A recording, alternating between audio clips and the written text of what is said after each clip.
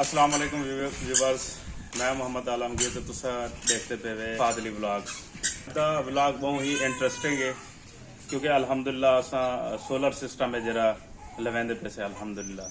क्योंकि एक तुसा प्लेट देखो, पहले एक प्लेट पई है असा कने 310 वाट दी, इंदो तो असा एक कूलर पखा एक पंप ते दो बल्ब रात दे सच लेने से, ठीक है ना। सोलर पंप जरा तो मैं दिखा देना, ये देखो ए सोलर सिस्टम से ए पंप चलता पे, ठीक है। एक अगर डायरेक्ट चलाऊँ तो बेहतरीन पानी है, ठीक है, क्योंकि नाल असा बैटरी रखी हुई है। ये देख लो बैटरी से चलता पे सर, ठीक है। यानी कि बैटरी भी चार्ज थी दी है ते नाल तो आपको मैं पखे भी दिखा दे। ए भैया डीसी फैन है, डीसी फैन 12 वोल्ट, ठीक है।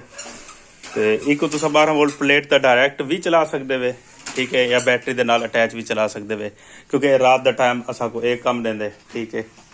तो एक दोस्तों तुसा देख सकते वे Pak Tech MPPT charge controller 70 ampere दा, ठीक है। तो दूजा संगने है Alkaram car inverter DC 12 volt तो AC 220 3000 वाट है। मतलब इंदो तो असा फ्रिज चलावनी है, तो बाकी लोड पखे शक्के भी ते मोबाइल चार्जर भी, ये तो देख सकते हैं बिल्कुल न्यू है। बाकी इंशाल्लाह इंस्टॉल करते तो को असल लाजमी है चेक करवे सो इंशाल्लाह।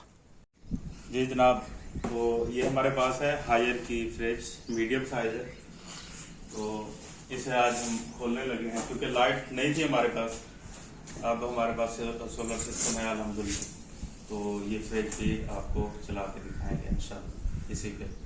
ये फर्स्ट टाइम इसे हम खोल रहे हैं, बिस्मिल्लाहिर्रहमानिर्रहीम।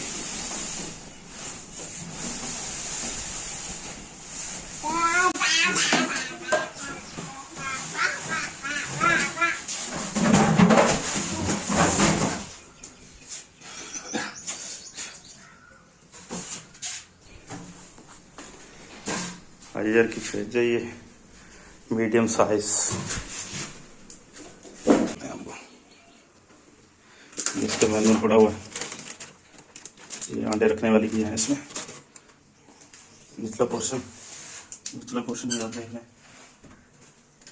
मीडियम साइज है ये। उस टाइम लगभग मेरे ख्याल के 70,000 की आई थी, आज से तकरीबन 3-3.5 साल पहले। दोस्तों ये 575 वाट है, कैनेडियन डबल ग्लास। ये साकू तकरीबन हफ्ता 2 हफ्ते पहले ना की आज रात 10 तारीख है 5वें महीने की मई की। हाली क्योंकि सिस्टम मैं कल परसों कहते हैं इन्वर्टर कार इन्वर्टर ते सोलर कंट्रोल चाह, ठीक है, उन्हें अटैच करे सूँ ते मतलब सारे घर का लोड फ्रिज 2 पंखे वाटर पंप ये सारा इन्हें 2 पंखे प्लेटें दे ही चलते हैं, ठीक है। ये सारा सिस्टम तो आपको इंशाल्लाह इंस्टॉल करते भी दिखे तो अब प्लेटा में तो आपको थोड़ा ज़्यादा दिखा देना।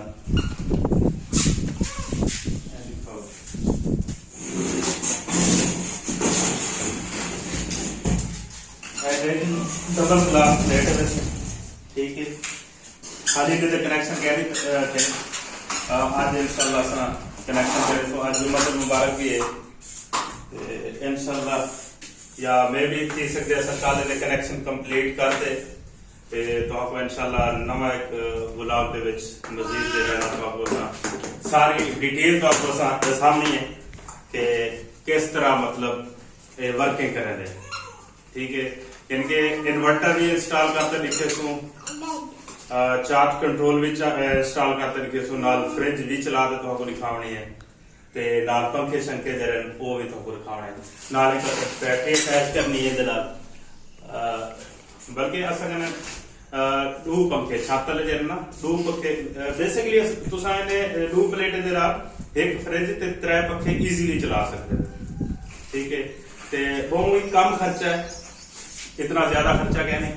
ते मैं उन्हें जनाब ने सारे को सलाह देता कि इस टाइम जेरी सोलर प्लेट है तकरीबन होलसेल रेट के अगर तुसा गिनदो तो ये तो आपको 21,000 20 तो 21,000 दी मिल वैसे। अगर लॉन्जी सिंगल गिलास M6 तो वो तो आपको मिल वैसे तकरीबन 19,000 होलसेल रेट पे 19 तो 20,000 तकरीबन इतने ही चलता है।